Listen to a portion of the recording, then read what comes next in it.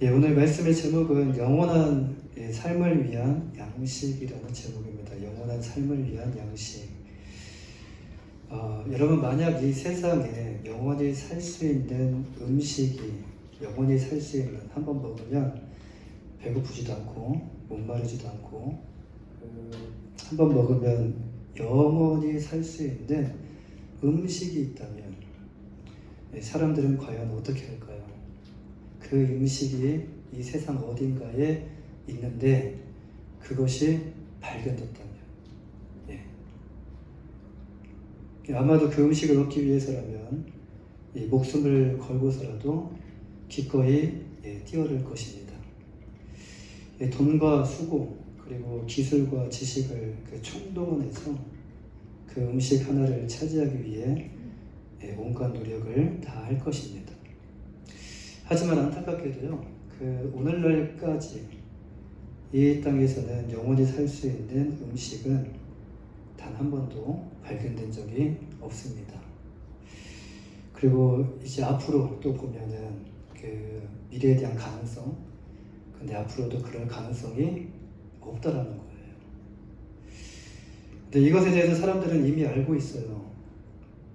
아무리 의학기술이 발전하고 그리고 암을 치료하고 그리고 암을 또 예방하고 또 건강을 위한 여러 가지 많은 슈퍼푸드라고 하는 그런 음식들이 매일같이 의학적으로 검증된 그런 것들이 매일같이 이렇게 쏟아져 나옵니다.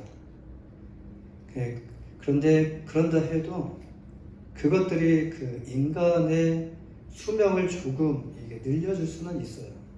수명을 조금 늘려줄 수는 있지만 영원히 살게 할 수는 없다라는 사실을 모든 사람들이 다 알고 있습니다. 암을 치료를 해도 치료한다 하더라도 재발 가능성이 또 있잖아요.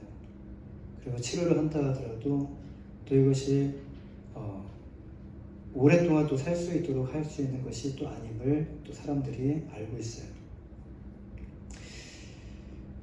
때는 서로가 다르지만요, 사람은 말씀대로 언젠가는 반드시 죽게 되고 언젠가는 반드시 이 땅을 떠나가게 됩니다. 창세기 3장 19절 말씀에서, 창세기 성경의 첫 부분인데요, 창세기 3장 19절 말씀에서 너는 흙이니 흙으로 돌아갈 것입니다 라고 하나님께서 말씀하셨어요. 이것은 곧 무엇을 의미하냐면 죽음을 의미합니다. 하나님께서 아담과 하와에게 이렇게 말씀하신 이유가 무엇이었을까? 세상은 죽음에 대해서 왜 죽어야 되는지, 죽음이 왜 찾아왔는지 어떤 정확한 답을 우리에게 제시해 주지 못하지만 여러분, 성경만큼은요 우리에게 너무 정확하게, 너무 명확하게 이것에 대한 답을 우리에게 제시를 해주는데, 죽음이 찾아온 이유가 바로 죄 때문이다 라고 분명히 우리에게 말씀해 주십니다.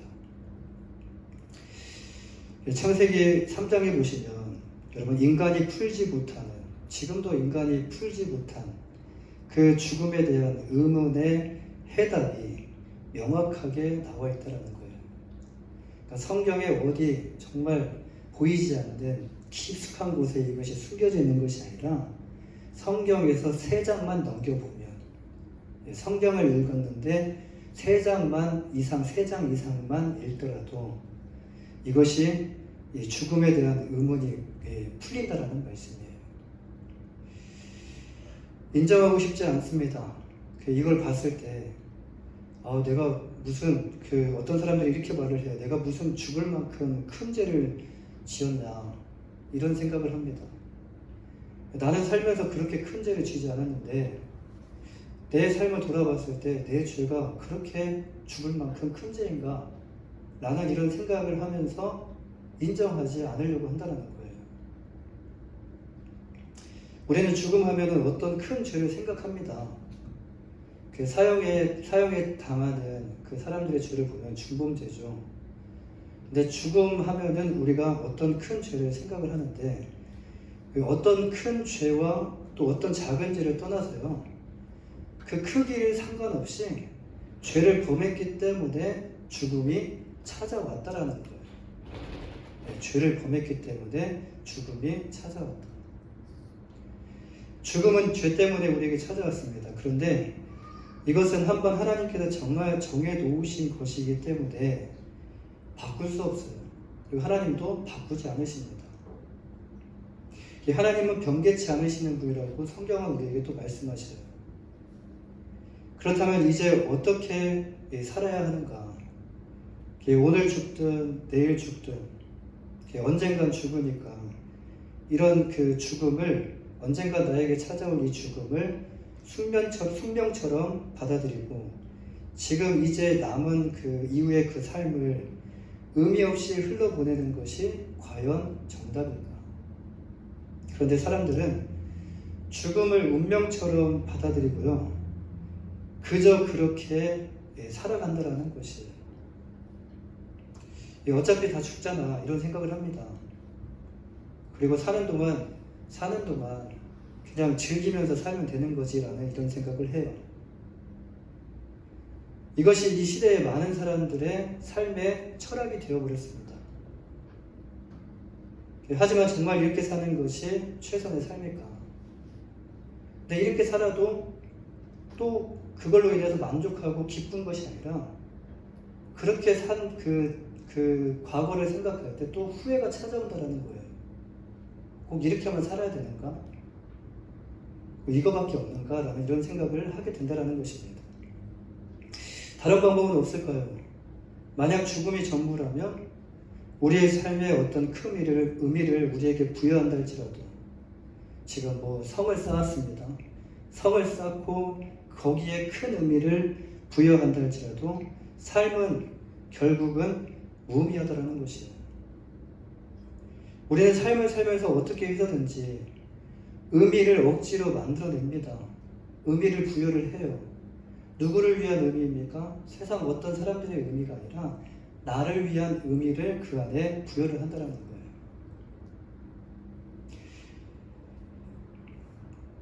왜 그렇습니까? 여기서 만들어낸다는 말이, 여기서 의미를 만들어낸다는 그 말이요, 곧 인생에 의미가 없다는 것을 증명을 해요.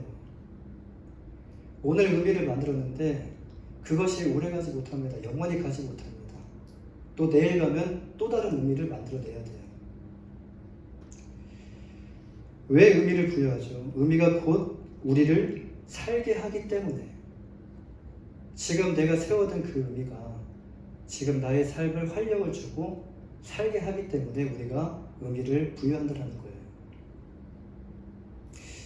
그런데 중요한 것은요, 100년을 살든 200년을 살든 그 의미는 우리가 살아있을 때에만 해당되는 것이지, 시간이 지나면 우리가 이 땅을 떠나게 되면 그 의미는 동일하게 사라진다는 거예요.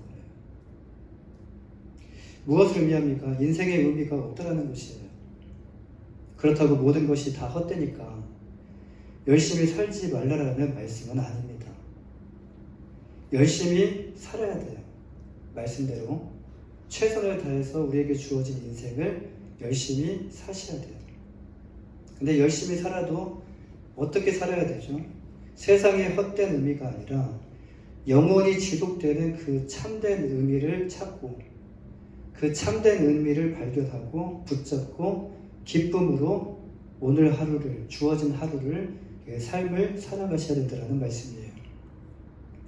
성경은 우리에게 뭐라고 말씀하시죠? 세상과 다르게 성경은요, 우리에게 세상의 끝에 그 메시지는 절망입니다. 근데 성경은 반대로 우리에게 소망의 메시지를 주셔요. 전도서 12장 7절 말씀에서 흙은 여전히 땅으로 돌아가고, 여기서 흙은 우리의 육체를 의미합니다. 흙은 여전히 땅으로 돌아가고 영은 그것을 주신 하나님께로 돌아가기 전에 기억하라.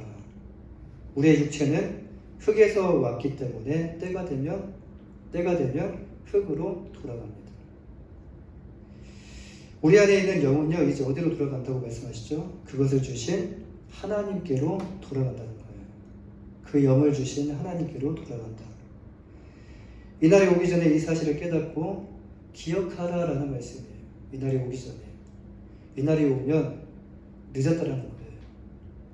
이날이 와서 늦어서 후회하지 말고 이날이 오기 전에 이것을 깨닫고 기억하라라는 말씀이에요.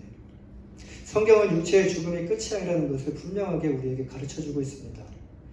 인간의 생명이 하나님께로부터 왔고 죽은 후에는 분명히 우리에게 영을 주신 그분 앞에, 하나님 앞에 우리가 서게 된다라는 것을 말씀해 주십니다. 오늘 본문을 보시면요, 예수님은 죽음 이후에도 끝나지 않고 영생할 수 있는 그 영원한 생명을 위한 양식이 있다라고 말씀을 해주셔요. 6장 말씀이 굉장히 깁니다. 그 요한복음에서 제일 긴 장이 6장. 6장 말씀이 굉장히 긴데 계속적으로 예수님은 무리들에게 영원한 양식에 대해서 소개를 하시고 그 영원한 양식이 바로 나다. 나를 믿으라 라고 초대를 하셔요. 요한복음 6장 51절에서요. 예수님은 자신에 대해서 나는 하늘에서 내려온 살아있는 떡이니 사람이 이 떡을 먹으면 영생하리라 라고 말씀을 해요. 예수님께서 이것을 오늘 처음 말씀하신 것이 아니에요. 지난 시간에 나눴던 요한복음 6장 35절 말씀에도 이와 비슷한 말씀이 있습니다. 내가 바로 생명의 떡이다 라고 말씀을 하셔요. 이 신약성경에 보면은 복음서가 있는데요. 그 복음서가 마태, 마가, 누가, 요한복음이 있습니다. 근데 마태, 마가, 누가복음을 공관복음이라고 해요. 이 세 복음서는 왜 공관복음이라고 하냐면 내용과 구조와 순서와 이런 표현들이 서로 그 복음서 안에서의 서로 매우 비슷하기 때문에 이것을 공관복음서라고 말을 합니다. 근데 요한복음은 공관복음서가 아니에요. 요한복음은 공관복음서와 조금 다르게 예수님이 누구신가에 집중을 해요. 예수님이 누구신가. 요한복음에 보면은 예수님께서 행하신 7가지 그 표적과 또 7가지 자기 선언이 기록되어 있어요. 오늘 말씀에서 나는 생명의 떡이다라는 이런 선언과 같이 자기 선언이 7가지가 기록되어 있다는 거예요. 이 신학적 표현 중에서 하나님이 나는 나다, 에고 에이미, 나는 나다 라는 것이 빈번하게 사용되는 것이 바로 요한복음 안에 있습니다. 근데 오늘 본문 48절 말씀이 곧 그 예수님께서 7가지 선언 중에서 첫 번째 선언에 해당되는 말씀이에요. 나는 생명의 떡이다. 이것이 예수님의 첫 번째 자기 선언입니다. 이를 통해서 예수님이 누구신지 자신의 정체를 이제 서서히 조금씩 드러내고 있는 것이에요.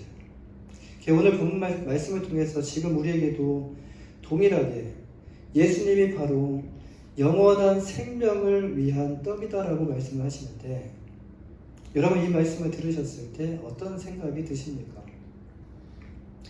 여기에 계시는 분들 중에서도 동의하시는 분도 계시겠지만 그 예수님이 생명의 떡이라고 이렇게 생각이 들면서 아직 동의하지 못하는 분도 계실 거예요. 그렇다면 여러분 이 말씀을 들은 이 당시에 이 말씀을 들은 무리들은 어떤 반응을 보였을까요? 오늘 보면 41절 말씀을 보면요. 예수님의 말씀을 들은 그러니까 이전에 나는 생명의 떡이다라는 이 말씀을 들은 무리들의 반응이 나와요. 41절 말씀 보면요. 자기가 하늘에서 내려온 떡이다 하심으로 유대인들이 예수에 대하여 수군거려라고 말씀을 합니다. 유대인들이 수군거리죠. 이제 예수님께서 자기가 생명의 떡이다 라고 이렇게 말씀하시니까 유대인들이 이제 주변에서 수군거리기 시작합니다. 유대인들이 수군거린 이유가 무엇이죠? 예수님이 하나님께서 보내셔서 하늘에서 내려왔다라고 그들에게 말씀하셨기 때문에 그래요. 선지자라고 말을 했으면 이해가 갔을 거예요. 선지자라고 했으면 믿었을 거예요. 그런데 이들이 수군거린 이유는 예수님이 하늘에서 내려왔다라는 그 말씀을 들었기 때문에 이들이 수군거리는 것은요 합리적인 이유가 있습니다. 그 42절 말씀을 보시면 이들이 이렇게 수군거리는 이유가 나오는데 무리들은 알고 있었어요. 예수님이 어디 출신인지, 예수님이 갈릴리 나사렛 출신의 사람이라는 것과 예수님이 또 요셉의 아들이라는 것을 우리들이 알고 있었다는 거예요. 이 사람들이 모르고 있는 것은 무엇입니까? 예수님의 탄생과 동정녀 마리아를 통해서 태어난 그 사건과 그리고 예수님의 성장과 그리고 공생의 과정을 이들이 알지 못했다는 겁니다. 그러니까 예수님을 요셉과 마리아 사이에서 태어난 하나의 우리와 똑같은 그런 인간으로 이 우리들이 예수님을 본 것이에요. 14절 말씀을 보면요, 이들이 예수님을 어떻게 생각하는지가 나오는데, 6장 14절 말씀에서 그 사람들이 예수의 행하신 이 표적을 보고 말하되 이는 참으로 세상에 오실 그 선지자라 하더라. 세상에 오실 선지자라. 예수님이 물고기 2마리와 보리떡 5개로 5,000명을 먹이셨으니 무리들은 구약에서 성경을 배웠으면 누구를 떠오르겠습니까? 비슷한 사건, 모세를 떠오르겠죠. 아마도 그들은 모세를 떠올렸을 것인데 이들은요, 예수님을 메시아가 아니라 모세와 같이 지금 이 땅 가운데 새로 오신 선지자 정도로만 생각했다는 거예요. 그런데 지금 예수님은 자신이 하나님께서 보내주셔서 하늘에서 내려온 떡이다라고 말씀을 하고 계시는 거예요. 이미 머릿속에는 이 편견이 가득합니다. 아, 저분은 선지자에서 선지자일 거야 라는 이 편견이 머릿속에 이미 자리 잡고 있었다는 거예요. 무리들이 이 말씀을 듣고 뭐야, 자기가 하나님께서 보내신 하늘에서 내려온 떡이야? 떡이래? 이렇게 수근거리는데 이것은 곧 예수님의 말씀에 결코 동의할 수 없다. 나는 저 말에 동의할 수 없다. 라는 이 의미를 가지고 있다는 거예요. 사랑하는 여러분, 여러분이 예수님의 말씀을 듣는 무리 중에 한 사람이라면 여러분 어떻게 생각하시겠습니까? 오늘날 예수님을 믿지 않는 이유가 무엇이죠? 여러분, 세상에 많은 이유가 있습니다. 수많은 이유가 있습니다. 사람들에게 물어보면 예수를 믿지 않는 이유가 자기만의 이유가 있어요.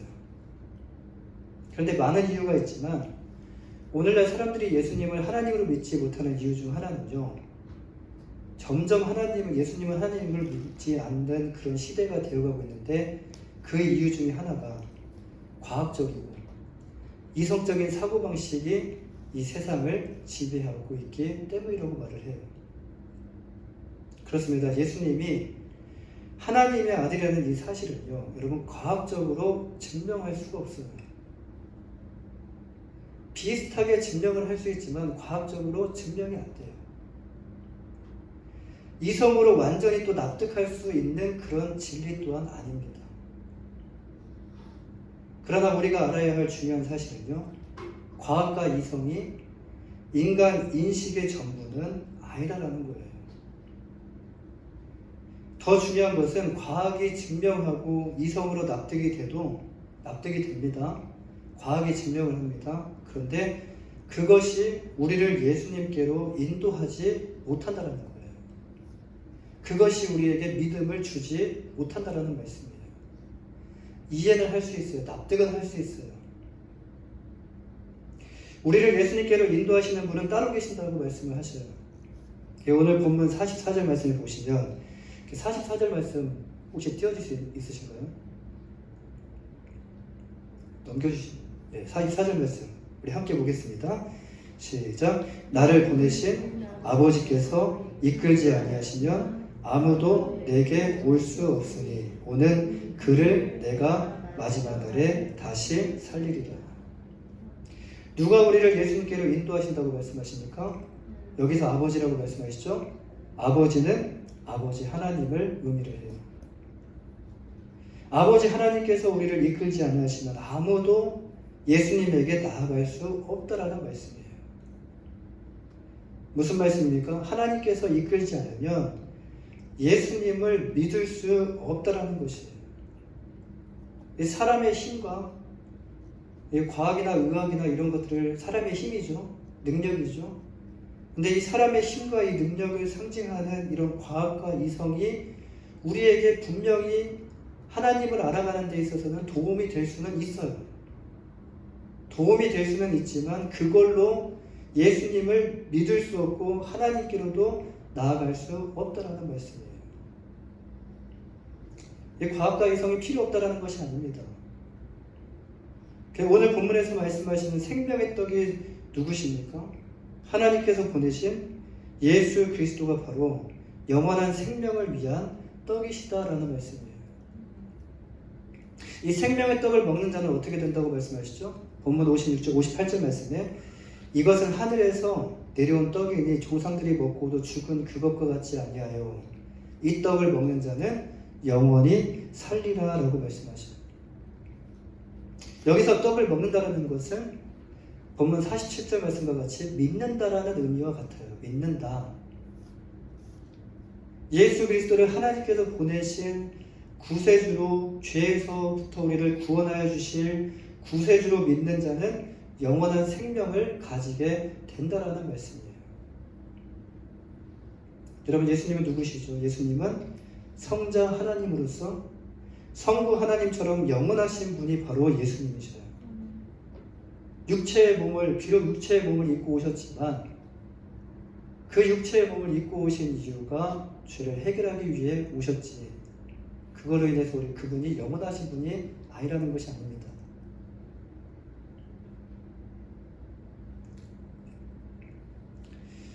당시의 사람들이 하나님만 인정했어요. 지금도 하나님만 인정하시는 분들도 많아요. 하나님은 계신 것을 믿는다. 하나님만 계시는 것을 믿는다. 이렇게 인정을 하고 예수님을 메시아 하나님으로 인정하지 않았기 때문에 이 말씀을 통해서 자신이 누구신지, 자신과 함께하는 자는 어떻게 되는지를 알려주고 계시는 거예요. 그러니까 예수님께로 오는 자를 어떻게 하신다고 말씀하시죠? 예수님께로 오는 자, 예수님께서 초청하였습니다. 나를 믿으십시오. 나를 믿어라. 그 나를 믿는 자는 구원을 준다. 영원한 생명을 주신다. 이렇게 예수님께서 초청하셨을 때 그것에 수락을 하고, 그리고 예수님께로 나아가는 자를 어떻게 하신다고요? 본문 43절 마지막 부분을 보시면 오는 그를 마지막 날에 다시 살리리라. 또 본문 54절 말씀에서 재차 또 강조를 하십니다. 마지막 날에 내가 그를 다시 살리리니. 두 번이나 강조하시면서 말씀을 하셔요. 예수님을 하나님께서 생명의 떡으로, 다시 말해서 구원주로 보내신 것을 믿고 예수님께로 오는 자는 마지막 날에 예수님이 다시 살리실 것이다 라고 말씀하셔요. 여러분, 이 땅에 그 어디에서도요 찾아볼 수도 없고 들어볼 수도 없는 이 말씀은 참 신비로운 말씀이에요. 그런데 이 말씀은 허구가 아니고 소설이 아니고 이 말씀은 사실입니다. 말씀대로 예수님이 오셨죠. 할렐루야. 구약의 말씀대로 예수님이 오셨죠. 말씀대로 예수님께서 십자가에 달려 죽으셨죠. 말씀대로 예수님이 부활하셨고 말씀대로 승천하셨어요. 하나님의 말씀 중에 이루어지지 않은 것은 단 한 가지도 없습니다. 아직 이루어지지 않은 것이 있을 뿐이지 이루어지지 않은 것은 없다는 거예요. 다시 오신다는 예수님의 재림에 관한 약속의 말씀이 있어요. 아직 이루어지지 않은 말씀이에요. 그러나 반드시 이 말씀도 이루어질 말씀이에요. 마지막 날에 내가 그를 다시 살리리라는 말씀이 바로 예수님 재림하실 때가 마지막 날인데, 그때 예수님께서 예수님을 구주로 믿는 그리스도인들을 다시 다 모으실 것이고 그리고 다시 살리실 것이다라는 약속의 말씀이에요. 이것은 장차 이루어질 것인데 아직 이루어지지 않는 약속의 말씀이라는 거예요. 보지 않은 것을 믿는 것은 정말 힘든 일입니다. 그때 당시에 예수님을 봤지만 그들은 예수님을 믿지 못했죠. 그런데 보지 않고 또 예수님을 말씀만 듣고 예수님을 믿는다는 것은 더 힘든 일이에요. 어려운 일입니다. 왜냐하면 사람들은요, 본능적으로 눈과 귀로 확인한 것에 신뢰를 두기 때문에 그래요. 요즘에 더 심해졌죠. 보지 않으면 믿으려고 하지 않고, 듣는 것으로서는 만족하지 않고, 또한 보이지 않는 존재나 개념은요, 실제보다 상상이나 허구처럼 느껴지기에 쉽다라는 거예요. 앞서 말씀드렸듯이 오늘날 우리는 과학과 그 이성이 중심이 된 이런 현대 사회를 우리가 살아가고 있다는 거예요. 최근에 어떤 목사님의 설교를 들으면서 여러분 신학교에서 일어나는 충격적인 소식을 전해 듣게 되었는데요. 신학교에서 수련회를 합니다. 매년 2번 봄 수련회와 가을 수련회를 해요. 근데 신학교에서 이렇게 수련회를 하는데 어떤 목사님이 수련회 때 설교하시면서 이런 말씀을 하셨어요. 너희는 2000년 전에 죽은 예수의 그 말라 비틀어진 피를 아직도 믿느냐? 라고 설교를 하셨다는 거예요. 또 요한계시록을 강의하시는 어느 한 교수님이 강의를 잘 하시고 난 다음에 그 강의에 이제 강의안이 있잖아요. 그 강의안대로 2시간, 3시간 이렇게 강의를 잘 하시고 난 다음에 그 마칠 즈음에 학생들에게 웃으면서 근데 너희들 이것을 믿는 것은 아니지? 근데 교회 가서 이런 이야기를 하면 안 되라고 말을 했다라는 거예요. 하나님을 믿지 않는 신학이 여러분 신학교 안에 깊숙이 침투하고 있다는 거예요. 근데 신학교의 현 주소가 바로 이런데 신학교를 졸업한 학생들이 4년 동안, 7년 동안, 10년 동안 신학교에서 배운 학생들이 여러분 졸업을 해가지고 교회에 갑니다. 교회에 가서 전도사가 되고 교회에 가서 부목사가 되고 담임 목사가 되면 그들이 그 안에서 무엇을 가르치는 거예요?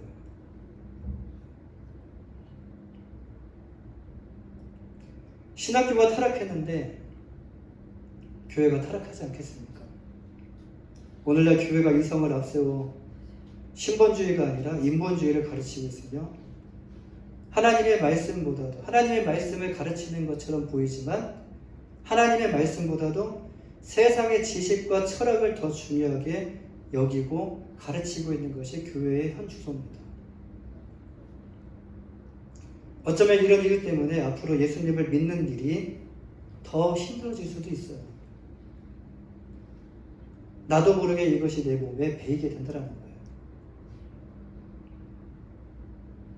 그런데 힘들어질 수는 있지만 그렇다고 해서 또 믿을 수 없는 것은 아니라는 거예요.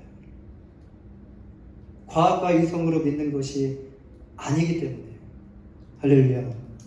과학과 이성으로 하나님을 믿고 예수 그리스도를 믿고 예수 그리스도에 나아갈 수 있는 것이 아니기 때문에 희망이 있죠.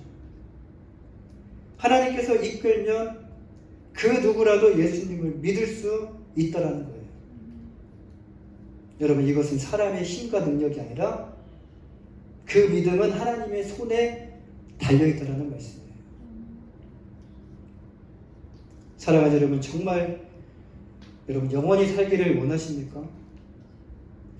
영원히 살 수 있는 방법이 있다면 무엇이든지 하라면 여러분 하시겠습니까? 하실 의향이 있으십니까? 지금 이것은요 우리의 힘과 능력을 요구하는 것이 아니에요. 지금 이것은 우리가 가진 어떤 그 물질을 요구하는 것도 아닙니다. 하나님께서 우리에게 요구하시는 것은 단지 믿음 하나일 뿐인데 예수님이 구원자 되심을 인정하고 믿는 것이 하나님께서 우리에게 요구하시는 거예요. 세상에서 보면요 이 방법은 가장 쉬운 방법입니다. 믿기만 하면 되기 때문에. 그런데 과학과 이성이 오히려 믿음의 길을 가로막거나 편견이 믿음의 길을 가로막는다는 거예요. 믿기만 하면 구원을 받고 영원한 생명을 얻게 됩니다. 예수님이 이를 위해 이 땅에 오셨고 우리의 죄를 해결해 주시기 위해서 십자가에 달려 죽으셨고 부활하셨어요. 사랑하는 여러분, 부활을 통하여 우리에게 영원한 삶에 관한 이 소망의 메시지를 우리에게 허락해 주셨어요. 여러분에게 있어서 오늘이 지난 시간과 같이 우리가 살아가는 그런 시간과 같이 그냥 흘러가는 그런 시간이 아니라 영원한 생명을 주시는 예수 그리스도를 믿고 구원을 받는 인생 최고의 날이 바로 오늘이 되시기를 주님의 이름으로 간절히 축원합니다. 기도하겠습니다.